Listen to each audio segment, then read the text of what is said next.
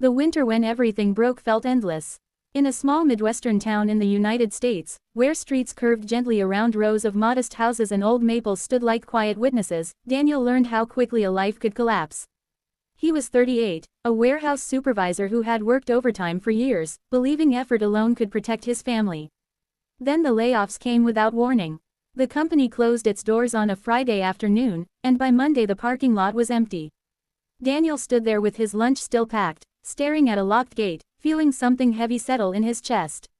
At home, his wife Laura tried to stay hopeful, but the bills kept arriving, the savings thinned, and the silence between them grew louder. Their daughter Emily, only 9, sensed the change.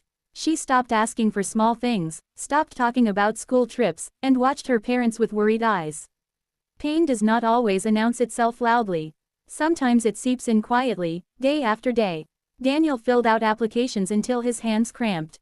He drove to interviews that led nowhere, smiled through polite rejections, and returned home with the same tired ache. Laura picked up extra shifts at the diner, coming home smelling of coffee and fried onions, her feet swollen, her smile brave but thin.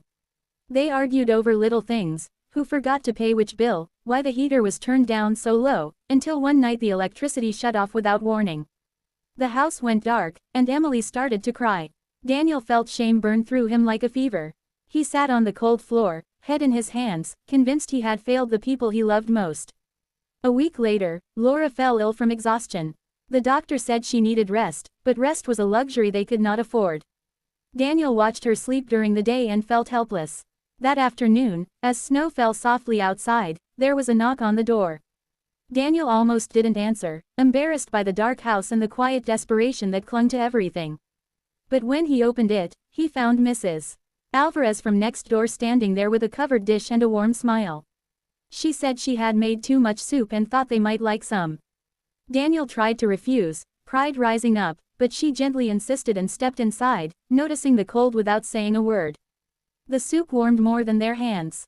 Mrs. Alvarez talked about the weather, about her grandchildren, about nothing important, yet everything felt lighter with her there. Before leaving, she slipped an envelope onto the counter and said it was from the neighborhood association, something they all contributed to when someone needed help.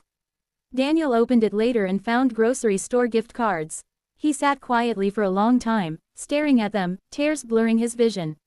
It wasn't the money alone, it was the realization that someone had seen their struggle and chosen to care. Word spread quietly, the way kindness often does. The next day, a man from down the street knocked with a toolbox and offered to fix the broken heater. A teacher from Emily's school emailed Laura, saying Emily had been unusually quiet and asking if everything was okay. When Laura finally replied honestly, the teacher arranged for Emily to join an after-school program at no cost, giving her a place to laugh again. Daniel found a note on his windshield one morning with a number scribbled on it and a message that read, "Heard you're looking. Call me." It led to a temporary job unloading trucks at night. It wasn't much, but it was something. Still, the pain didn't disappear overnight. Daniel worked long hours, coming home sore and exhausted. Some nights he lay awake, listening to the house creak, fearing that one small setback would undo everything. But each morning brought another small act of kindness. A stranger paid for their groceries when Daniel's card was declined. The diner customers Laura served left larger tips and kind words, as if sensing her need. On Emily's birthday, which they had planned to keep quiet, the neighbors surprised her with a simple party and a cake decorated with bright frosting. Emily's laughter filled the house, and for the first time in months, Daniel felt something close to hope.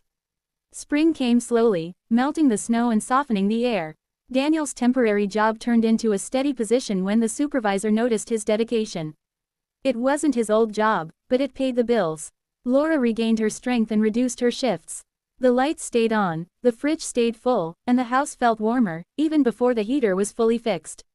Daniel began to understand that pain had stripped him down to his most vulnerable self, but it had also opened a door he hadn't known existed, a door to connection, to shared humanity. Months later, when life felt almost normal again, Daniel stood on his porch one evening, watching the sun dip below the rooftops.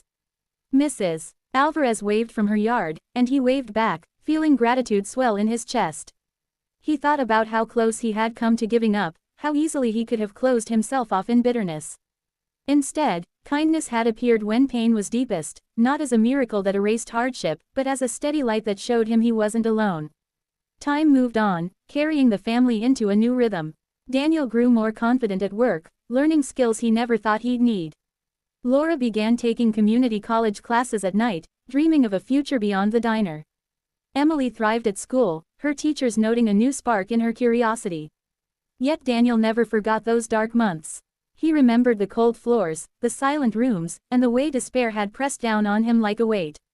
Remembering kept him humble. It reminded him how fragile stability could be, and how powerful a single act of kindness might become when someone was drowning. One afternoon, as summer heat settled over the town, Daniel noticed a man sitting on the curb near the grocery store, head bowed, holding a cardboard sign. Daniel felt a familiar tightening in his chest. He parked the car and approached slowly, unsure of what to say. The man looked up, eyes tired, and Daniel saw himself reflected there, the fear, the shame, the quiet hope that someone might care. Daniel bought 2 bottles of water and a sandwich, handed them over, and sat beside the man for a few minutes, listening to his story without judgment. It wasn't much, but Daniel knew now that sometimes, not much, could mean everything. As the year passed, Daniel and Laura began volunteering at the local food pantry, wanting to give back what had been so freely given to them. They met families just like theirs, people who had worked hard and still fallen on difficult times. Daniel never offered empty promises. He offered listening ears, warm smiles, and practical help. He saw how relief washed over faces when someone acknowledged their pain without pity. Each time, he felt that same quiet warmth he had felt the day Mrs. Alvarez knocked on his door. On the anniversary of the layoffs, Daniel took Emily out for ice cream. They sat on a bench, sharing stories and laughing as the sun set. Emily asked him why people had helped them so much when they were struggling. Daniel thought for a moment before answering. He told her that sometimes pain connects people in ways happiness cannot. That when someone has walked through darkness, they recognize it in others. Emily nodded thoughtfully, licking her cone, and said she wanted to help people when she grew up. Daniel smiled, feeling something settle peacefully inside him. Life did not become perfect. There were still worries, still arguments, still days when fear crept in uninvited. But the memory of kindness remained like a steady anchor.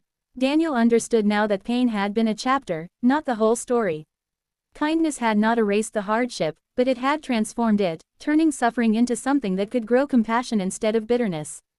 In the quiet moments, Daniel would sometimes look around his home, the warm lights, the laughter, the simple comfort, and feel grateful not just for what he had, but for what he had learned. When pain was deepest, kindness appeared, not loudly or dramatically, but gently, through neighbors, strangers, and shared humanity. It arrived in soup and small notes, in listening ears and second chances.